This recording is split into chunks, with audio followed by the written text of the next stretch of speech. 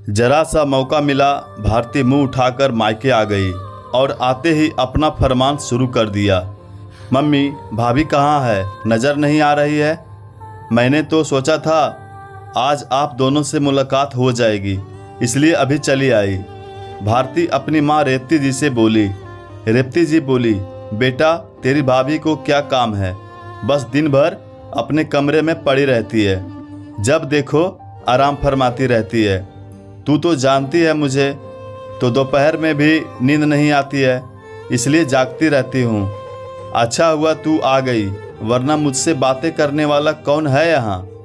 पूरी दोपहर टीवी देखकर गुजार देती हूँ और तेरी भाभी तो रसोई से काम निपटा नहीं कि अपने कमरे में घुस जाती है, फिर चाय के समय ही बाहर आती है। भारती बोली, मम्मी आपने भाभी को ज़्यादा ही सर पर चढ़ा रखा है, इसलिए काम निपटाकर अपने कमरे में सोने चली जाती है।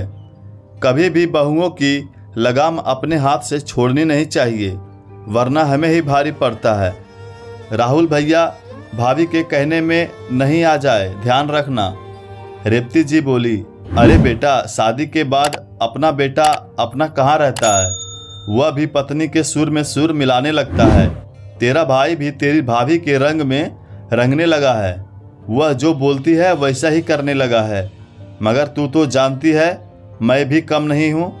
एक दिन ऐसा ड्रामा किया घर में कि राहुल को मेरी बात माननी ही पड़ी।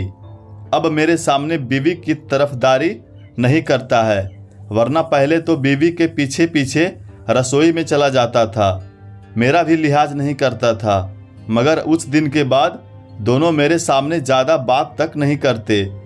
भारती खुश होकर बोली, अरे वाह मम्मी, इसे ही तो कहते हैं घर की कमान अपने हाथों में लेना, वरना कल के दिन भाभी भैया को हमारे खिलाफ भड़काते देर नहीं लगाएगी।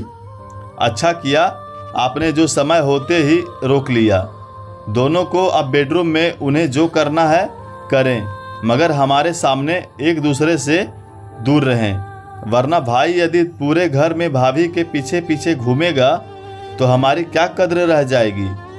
रेवती जी बोली, हाँ भारती, शुरुआत में तो यही हो रहा था घर में, मगर सब ठीक है। और बता तेरा कैसे चल रहा है तेरे ससुराल में? भारती बोली, मम्मी आपके दामाद मुकुल को तो आप जानते ही हैं, कैसे मेरी हाँ में हाँ मिलाते हैं। बस उनका साथ है तो ससुराल में दिल लग जाता है, वरना मेरी सास और ननद को तो आप जानते ही हैं। मुकुल के सामने तो सास और ननद को भी चुप बैठ जाना पड़ता है। मुकुल मेरी बुराई बिल्कुल नहीं सुन सकते। रेवती जी बोली, मुकुल जी तो बहुत अच्छे हैं, मैं जानती हूँ बेटा, वे तुझे कोई तकलीफ नहीं होने देंगे। और रही तेरी सास और ननद की बात, जब पति साथ दे तो वो क्या बिगाड़ लेंगी। मैं बड़ी किस्मत वाली हूँ जो मुझे ऐसा दामाद मिला है जो मेरी बेटी को खुश रखता है। भारती और रेवती जी बातें कर रही हैं होती हैं कि अंदर से अनुपमा आ जाती है और कहती है, अरे दीदी आप कब आई? रेवती जी कहती हैं, जब तू अपने कमरे में आराम फरमा रही थी। भारती, तो कब की आई हुई है, मगर तुझे फुर्सत ही कहाँ है तेरे कमरे से निकलने की। अनुपमा बोली, मम्मी मैं अभी आधे घंटे पहले ही तो सोने गई थी, आप तो जानते ही हैं आज काम वाली बाई ने भी छुट्टी ले ली थी, जिस वजह से घर का काम बहुत ज़्यादा था। भारती बोली, भाभी यह सब छोड़ो और यह बताओ इस बार आप लोग मुझे क्या गिफ्ट दोगे? अनुपमा बोली, दीदी गिफ्ट तो आपके भैया ही देंगे, मैं थोड़ी नौकरी पर जाती हूँ। रेवती जी बीच में ही अनुपमा को टोकते हुए बोली, बेटा राहुल तो भारती को गिफ्ट देते रहता है, इस बार भारती तुमसे गिफ्ट मांग रही है तो तुम्हारा फर्ज बनता है कि तुम भारती को कुछ गिफ्ट दो। अनुपमा बोली, मगर मम्मी जी मेरे पास कुछ है भी नहीं तो क्या दूंगी? रेवती जी बोली, अरे तेरे मायके से जो तुझे सोने की अंगूठी आई है अभी हाल ही में, वही दे दे। अनुपमा बोली, वह अंगूठी तो मेरी माँ की आखिरी निशानी है मम्मी जी, आप जानती हैं। अभी 1 साल पहले ही माँ का देहांत हो गया। तब माँ ने भाई भाभी से वह अंगूठी मुझे देने के लिए कहा था। भारती बीच में ही बोली, वैसे मुझे भी सोने की अंगूठी नहीं चाहिए मम्मी, आजकल तो डायमंड का ज़माना है, इस बार तो मुझे गिफ्ट में डायमंड ही चाहिए। रेवती जी बोली, तू फिक्र मत कर बेटा, इस बार तेरी भाभी अपने मायके से गिफ्ट में डायमंड ही मांगेगी। अनुपमा, तुम अपने भाई से गिफ्ट में इस बार डायमंड मांग लेना और कह देना कि तुम्हें तुम्हारी ननद को गिफ्ट करना है। अनुपमा बोली, मम्मी जी, मैं भारती दीदी के गिफ्ट के लिए मेरे मायके वाले को तो परेशान नहीं कर सकती ना। शादी के इतने सालों बाद भी मैं अपने मायके से चीज़ मांगूं, अच्छा लगता है क्या? रेवती जी बोली, इसमें अच्छा लगने की क्या बात है? बहू ससुराल वाले तो बहू के मायके से मांगते आए थे और मांगते रहेंगे। अनुपमा बोली, आज के ज़माने में ऐसे खोखले विचार कोई नहीं रखता है। मम्मी जी, मैं रसोई से आप लोगों के लिए चाय नाश्ता लाती हूँ। अनुपमा के रसोई में जाने के बाद भारती रेवती जी से बोली, देखा मम्मी कैसे जवान चलाती है भाभी? रेवती जी बोली, हाँ बेटा, देख रही हूँ, उसे तो मैं बाद में बताती हूँ, तू फिक्र मत कर, इस बार तुझे डायमंड जरूर दिलवाऊंगी। अनुपमा रसोई में आकर रो पड़ती है और उसे अतीत की सारी बातें याद आ जाती है, जब वह घर में पहली बार दुल्हन बनकर आई थी। भारती को जब घर वालों ने बोला कि वह भाभी के आए गए सामान में अपनी पसंद का कुछ भी उठा सकती है, तब भारती ने अनुपमा की 2-3 भारी भारी साड़ियाँ उठा ली थी। तब रेवती जी भी सभी रिश्तेदारों के सामने यही बोली थी कि देखा मेरी बेटी की पसंद कितनी अच्छी है। अनुपमा की माँ ने कितनी प्यार से दी थी वह साड़ियाँ अनुपमा को, मगर भारती ने वह साड़ियाँ लेने से पहले एक पल भी नहीं सोचा। यह सिलसिला यही खत्म नहीं हुआ। भारती जब भी मायके आती, अपनी भाभी अनुपमा के मायके से आई हुई चाहे कितनी भी महंगी चीज़ क्यों ना हो, उठा ले जाती थी और रेवती जी भी बेटी का पूरा साथ देती थी। राहुल ने अनुपमा के साथ ऐसा व्यवहार होते देख अपनी माँ रेवती जी से कहा, मगर रेवती जी ने बात का बतंगड़ बना दिया और कहने लगी, इसे तो बीवी का रंग चढ़ गया है, कल की आई हुई लड़की का साथ देने लगा है हमारा बेटा। अभी से इसे माँ और बहन गलत लग रहे हैं और बीवी सही लग रही है। बस वही आखिरी दिन था जब राहुल ने अनुपमा का साथ दिया था। अब राहुल अनुपमा का साथ भी नहीं दे पाता था, क्योंकि वह घर में बात को बढ़ाकर घर की शांति भंग नहीं करना चाहता था। भारती की 10 वर्षीय बेटी निधि हमेशा अपनी मम्मी का यह व्यवहार देखती।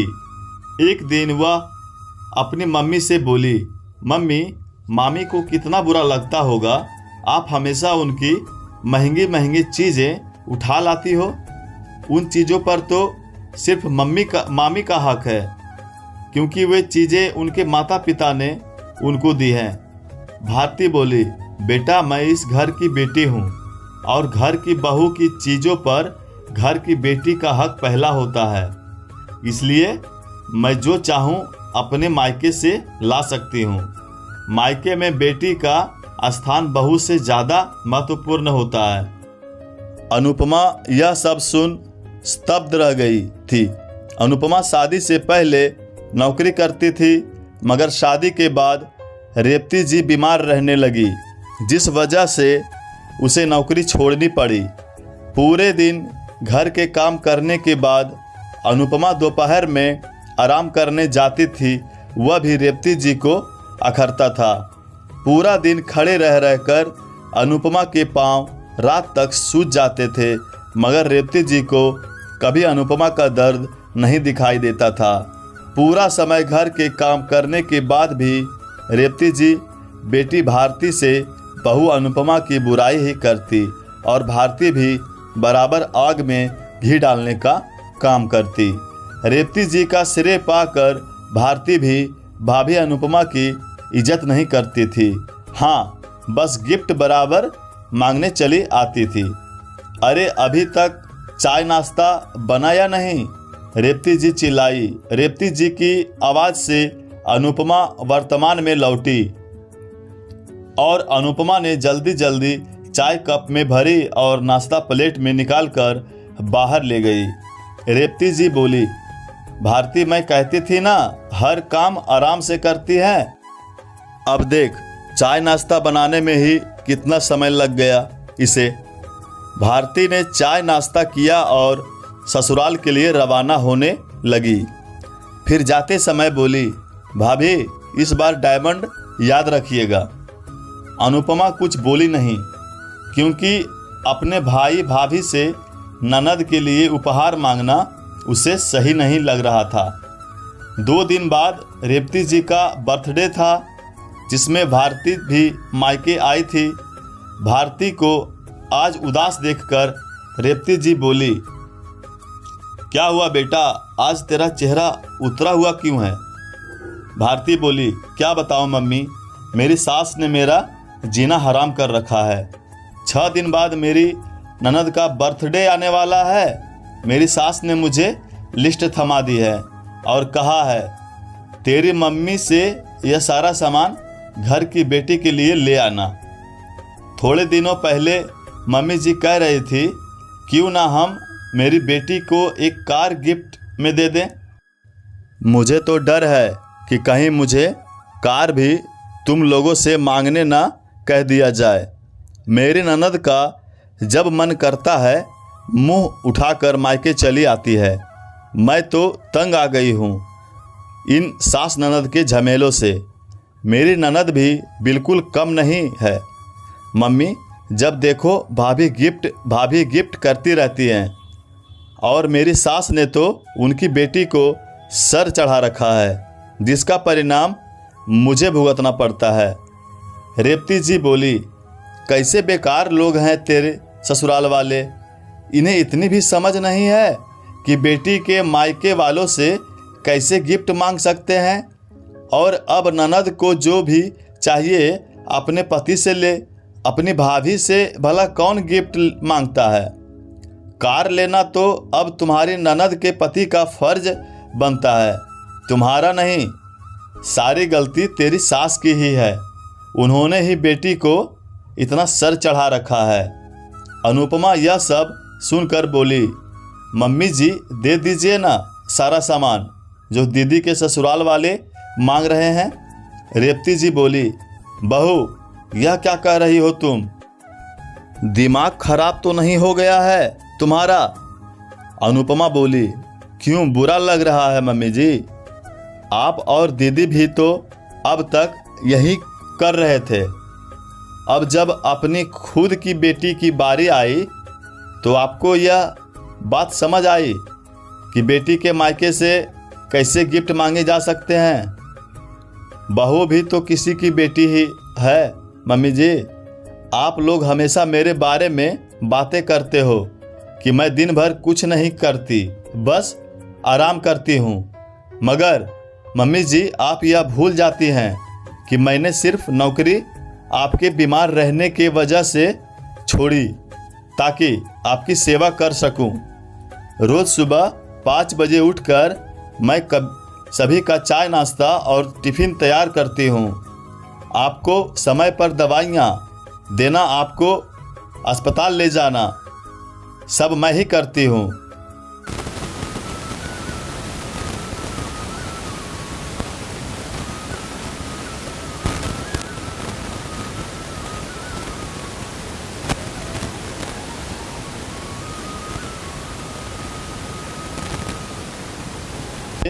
मैं करती ही क्या हूँ। भारती की बेटी निधि बीच में ही बोल पड़ी, मम्मी मेरी शादी ऐसी जगह करना जहाँ कोई ननद या सास ना हो। मुझे हमेशा मामी को देखकर बहुत बुरा लगता था जब आप उनसे गिफ्ट के नाम पर उनकी माँ की दी हुई चीज़ें ले लेती थी, और नानी और आप फिर भी मामी की बुराई करती रहती हो। निधि के मुंह से ऐसे शब्द सुनकर भारती का दिमाग शून्य पड़ गया और अनुपमा भी तो बिल्कुल सही कह रही थी। आज बहू अनुपमा ने सास और ननद की आंखें खोल दी थी। जो बात निधि जैसी छोटी बच्ची को समझ आ गई थी वह रेवती जी और बेटी भारती को बहुत देर बाद समझ आई थी। भारती बोली, भाभी आप इतने सालों से बर्दाश्त कर रही हैं मगर फिर भी कभी आपने अपनी ज़बान नहीं खोली। भाभी आज आपने और निधि ने मिलकर हमारी आंखें खोल दी हैं। भाभी मुझे माफ़ कर दीजिए। मम्मी जो चीज़ मेरे ससुराल वाले मेरे साथ कर रहे हैं यदि वही चीज़ हम भाभी के साथ करेंगे तो हम में और उनमें क्या फ़र्क रह जाएगा। रेवती जी भी बोली, हाँ बहू मुझे भी माफ़ कर दे। मैं यह बात भूल गई थी कि बहू भी तो किसी की बेटी है। आज अपनी बेटी को दुखी देखा तो तेरे दुखों का एहसास हुआ। अनुपमा बोली, मम्मी जी दीदी आप लोगों को अपनी गलती का एहसास हुआ, मेरे लिए यही काफ़ी है। आप लोग बैठिए, मैं आप लोगों के लिए खाना बनाती हूँ। भारती बोली, भाभी मैं भी इस घर की बेटी हूँ, कोई मेहमान नहीं। वैसे भी आप हमेशा घर के सारे काम करती रही, फिर भी मम्मी और मैंने आपको कभी सम्मान नहीं दिया। आज आप आराम से बैठिए, मैं आप सभी के लिए खाना बनाऊंगी। घर में खुशनुमा माहौल था। बरसों बाद अनुपमा को घर में वह सम्मान मिला था जो हमेशा बेटी को मिलता आया था। दोस्तों अक्सर घरों में देखा जाता है कि घर की बेटियों के आगे बहुओं की कीमत कुछ नहीं समझी जाती है, मगर लोग यह भूल जाते हैं कि आप जैसा दूसरों की बेटी के साथ करते हो वैसा आपकी बेटी के साथ भी हो सकता है। इसलिए बहू और बेटी में कभी भेदभाव ना करें, दोनों को समान दर्जा दें। एक इस घर से विदा हुई है तो दूसरी इस घर में आपके लिए आई है। दोनों ही आपके घर की लक्ष्मी हैं। पाठकों आज की ये कहानी आप सबको कैसी लगी कमेंट करके ज़रूर बताएं और चैनल पर नए हैं तो लाइक एंड सब्सक्राइब ज़रूर करें। धन्यवाद।